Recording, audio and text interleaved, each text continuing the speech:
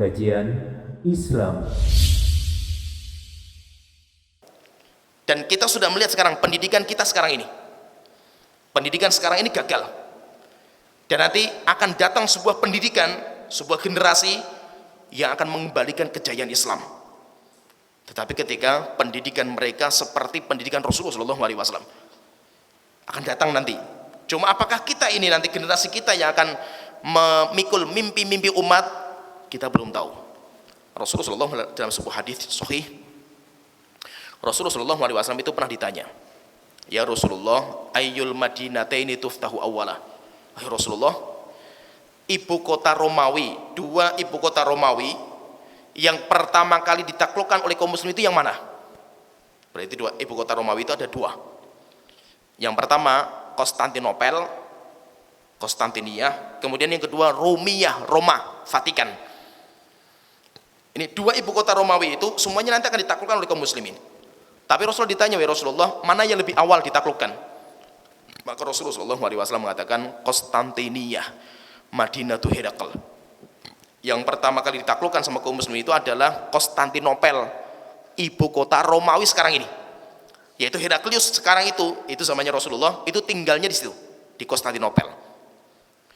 Rasulullah sudah mengabarkan seperti ini, dan nanti akan datang pembukaan yang kedua.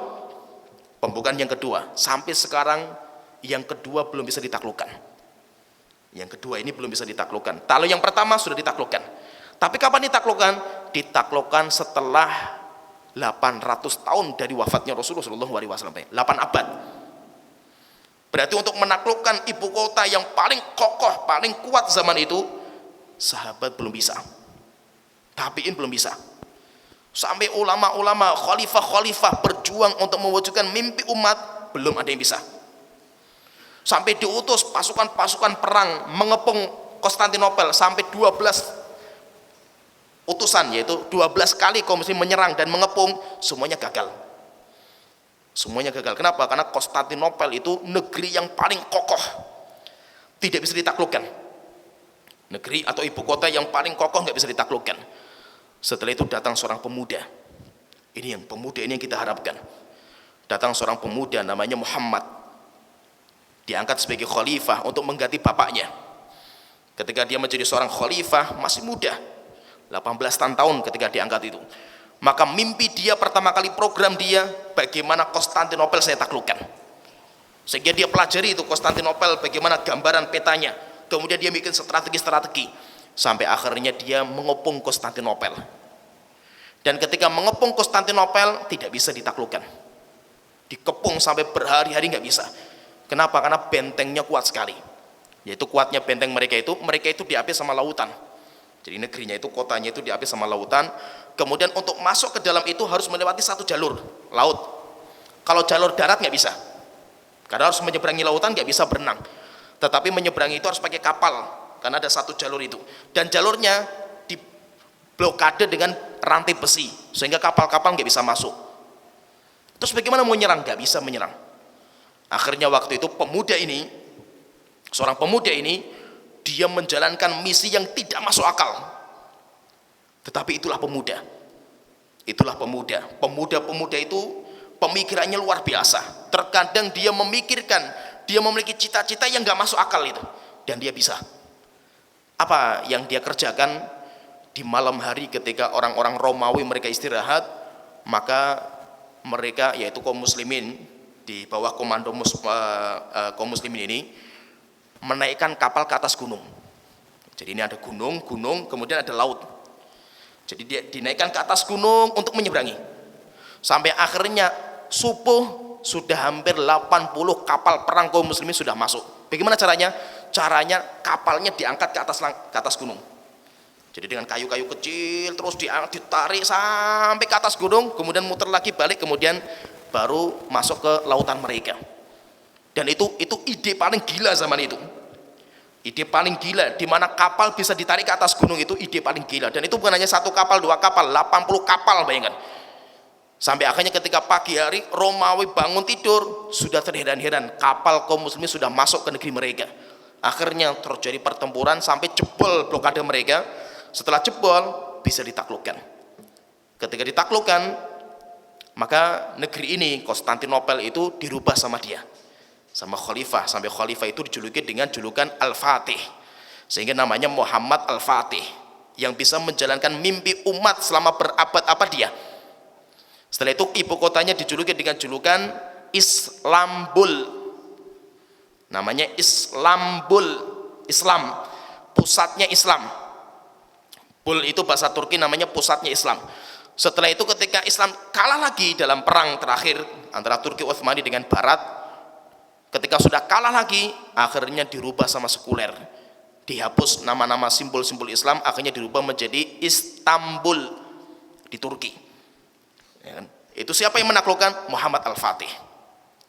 Dan Muhammad Al-Fatih ketika menaklukkan itu, kalau kita lihat sejarahnya, kita harus melihat ini, siapa beliau itu siapa itu, bagaimana ini potret-potret para pemuda-pemuda pejuang-pejuang Islam zaman itu.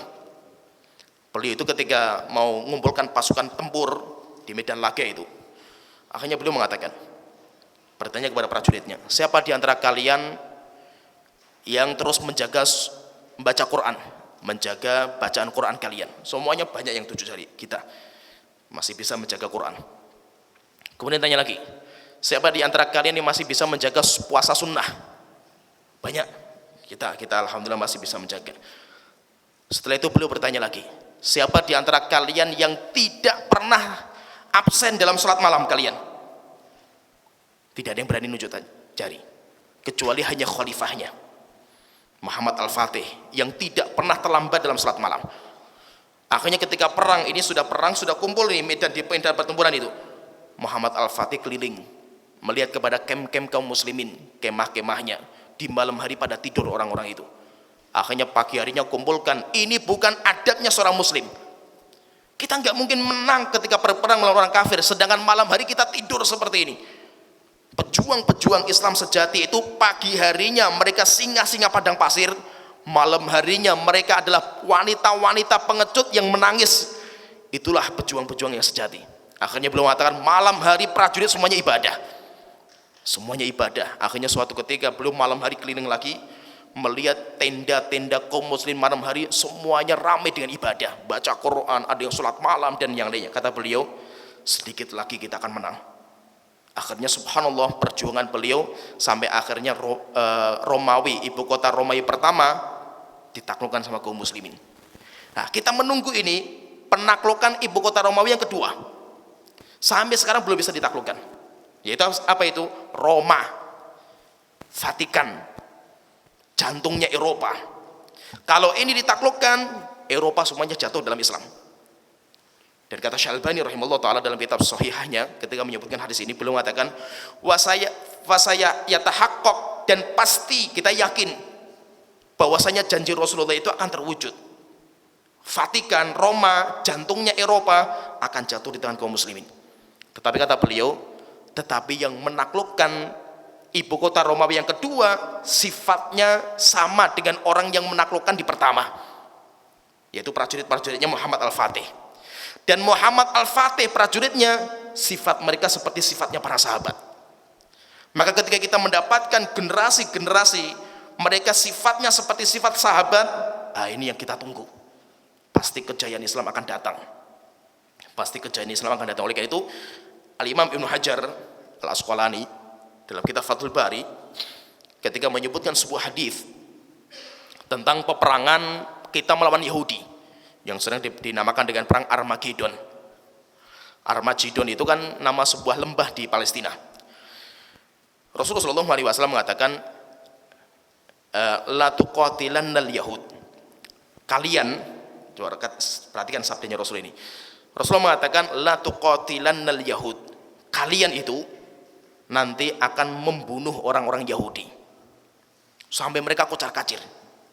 Hatta yaqulal hajar wasyajar, sampai pohon dan batu semuanya berbicara. Orang-orang Yahudi yang bersembunyi di belakang pohon, belakang batu, sampai pohon dan batu berbicara. Ya muslim, inna warai yahudiyun faktulhu. Wahai orang muslim, di belakang saya itu ada orang Yahudi, bunuhlah dia.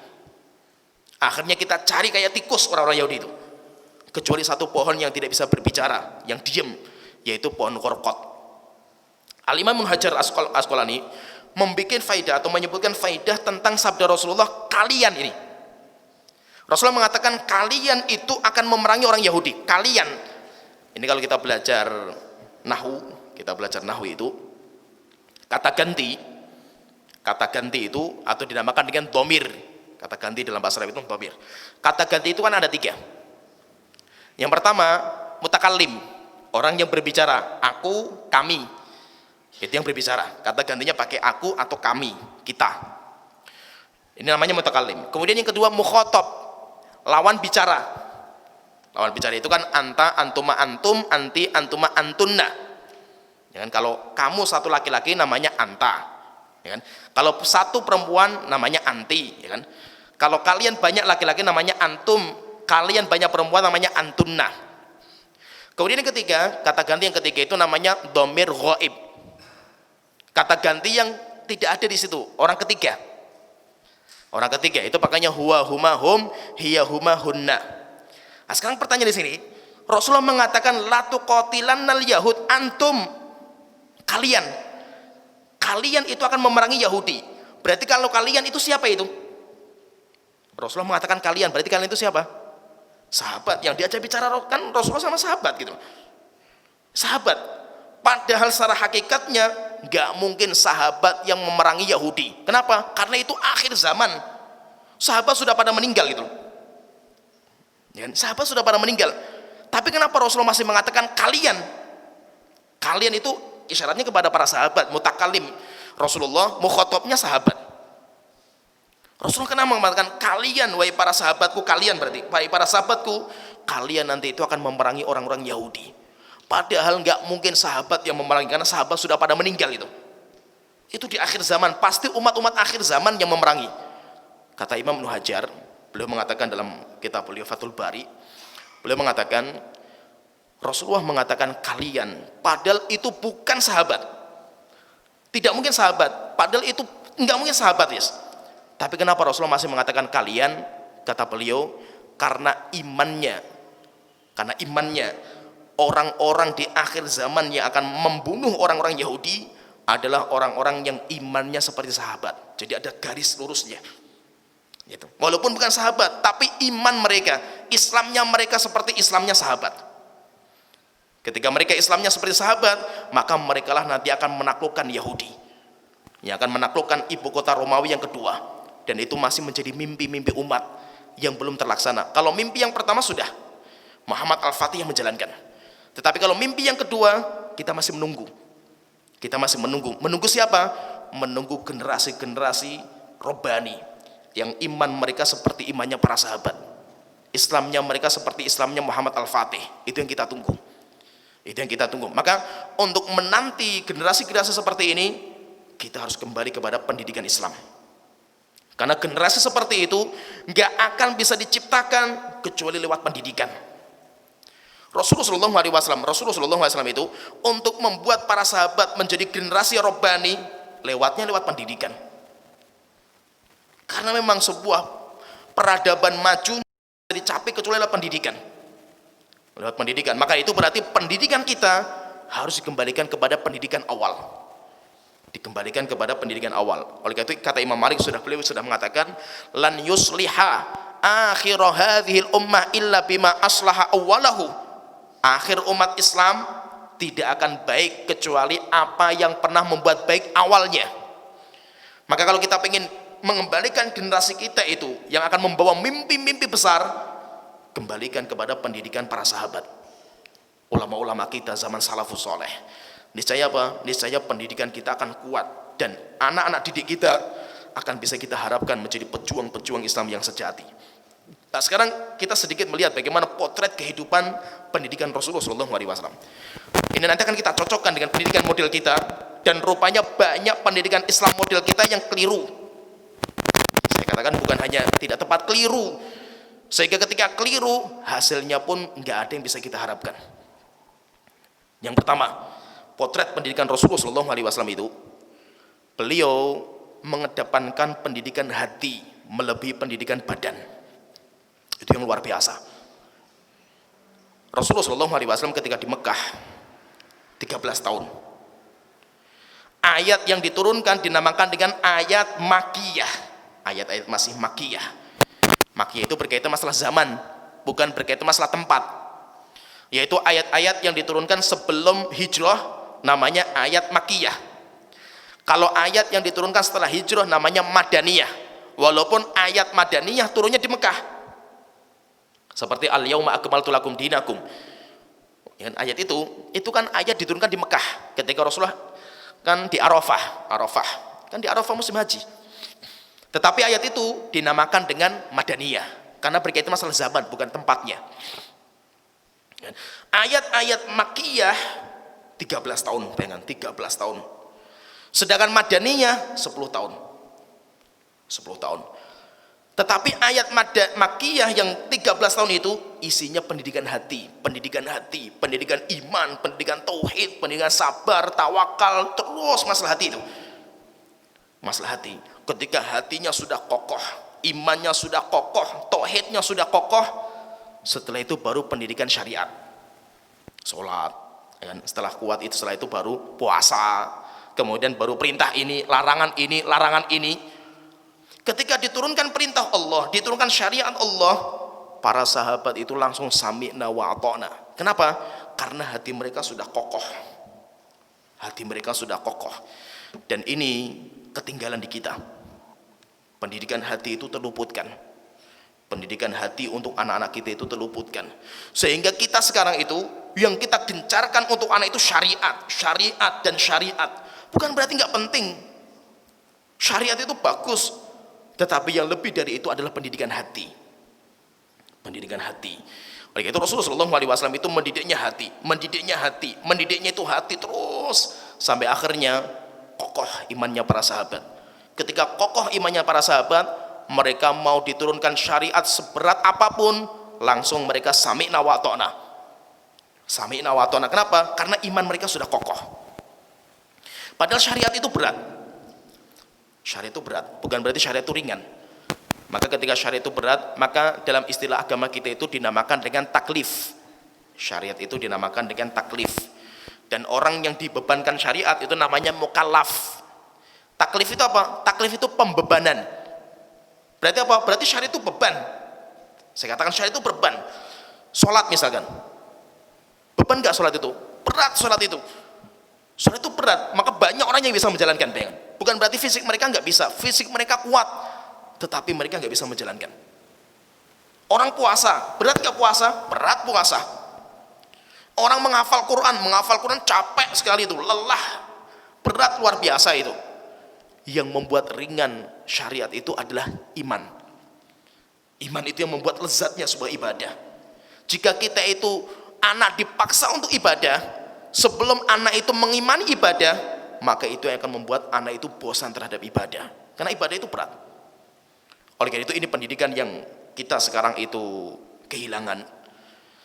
Kehilangan itu bagaimana kita membuat anak itu cinta sama ibadah sebelum anak itu diperintahkan ibadah.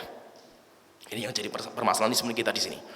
Sebelum anak itu kita perintahkan untuk sholat umur 7 tahun, bagaimana sebelum itu kita bisa membuat anak itu terpesona dengan sholat. Dia cinta sekali dengan sholat. Sebelum anak itu kita perintahkan untuk sholat di masjid berjamaah, bagaimana kita bisa membawa anak itu terpesona dengan masjid.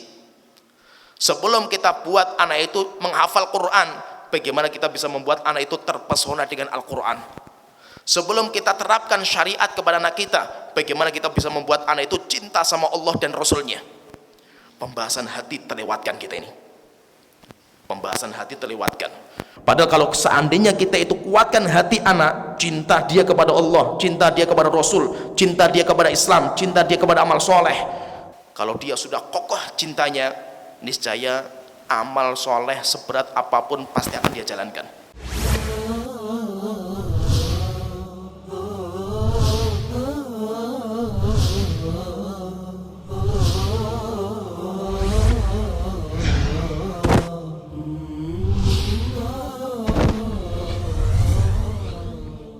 Kajian Islam.